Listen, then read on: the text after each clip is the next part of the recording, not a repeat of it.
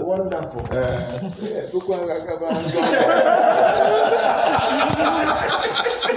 Prof. Ade ma prof. No. Ade ma prof. Muna, I'm trying to see if I can change the draft of the text manuscript. I don't know what you did now. No. Okay, I'll go on time. Any more sen? Every people know what who they do like 12 Masana. Unzu.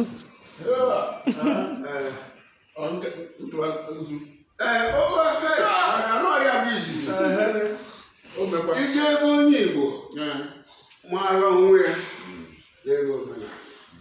Onye efu onye efu si anya hapụrụ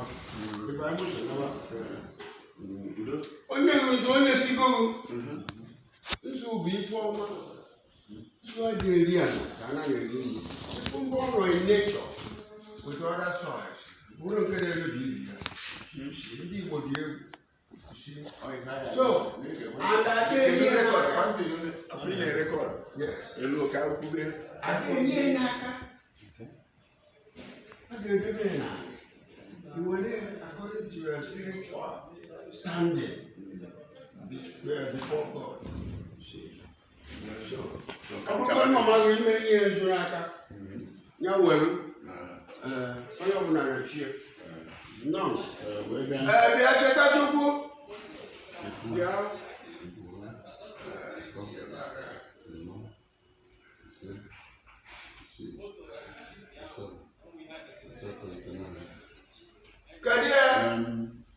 Nani.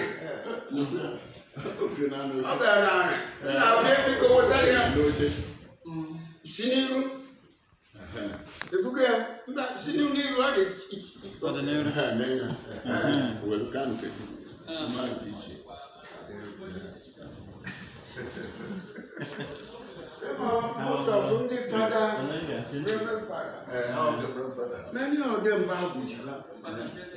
How did they come out?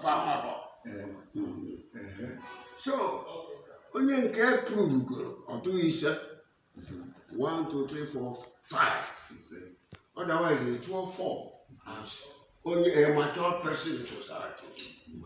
Why, when we were here, I saw a Kanaka, only to go there, goes to go. My wife was first in creation.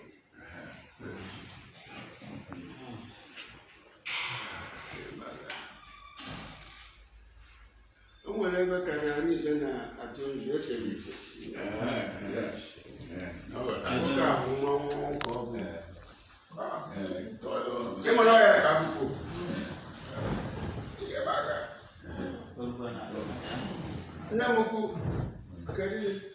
Check out bar.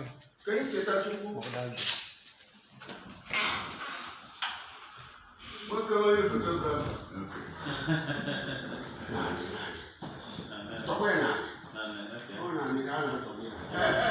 Onye atụtụrụ aka na-adịghị ọcha etotụrụ ya ọ bụrụ chọk. Aka na-adịghị ọcha etotụrụ ya ọ bụrụ nzu. Cheta Chukwu bịa ọsọ wee chọba n'ọja ya mara kwuru na ijesi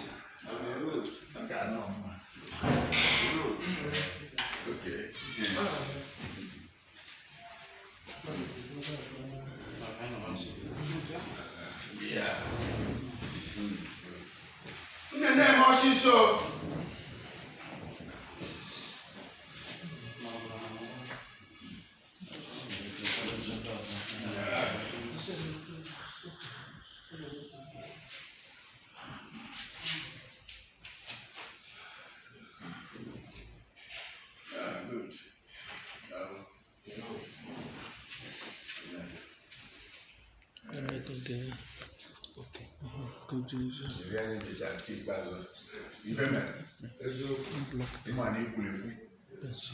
oge efinye pụrụ iche gosi ahụ hụrụ n'anya akwụkwọ ahụ efunye m ahụ n'ihe ifunye m ka ndị mmadụ ihe m na-ege eri oge ahụ m na-ejeri mgbe na-abụ ife dị na ya o nyere m aka nnukwu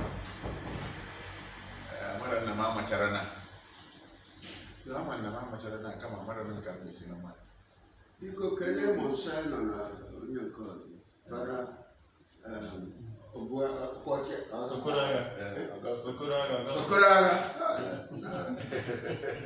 Ọbabịa Eda eziokwu Eda Ebonyi steeti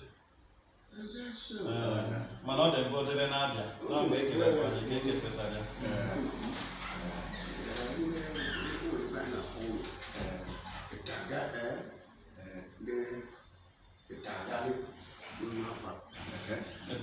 Yes.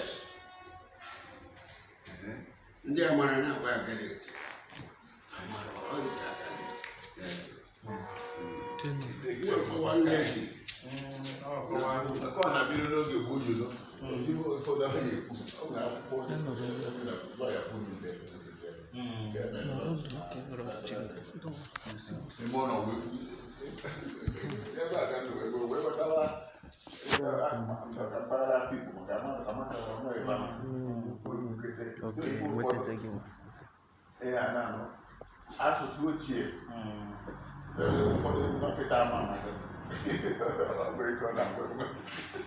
Itagari ahụ gịnị ka ejiri mara ndị Itagari? Onye mere unu ife unu na-abọ ya abụ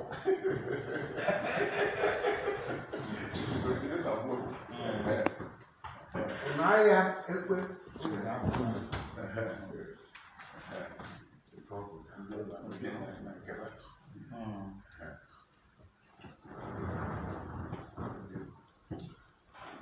onye nke a bụ eso m ọsọ nọ bịa mgbe agha na ndị afawe Godwin Ezaka Ezaka Okuku Ebonyi ife a abụghị na-arụ esekwa onye na-eje ejikwa ebi igwe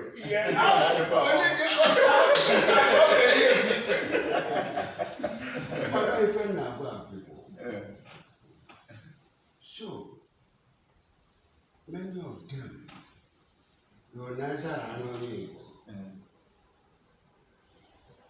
ọmaghị Igbo ga-ejikwa field work and it's unfortunate ndị agha ajụzi epekasị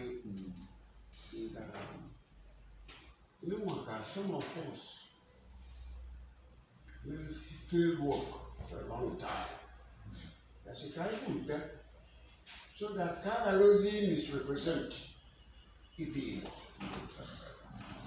People look at Anene Amaro. Bia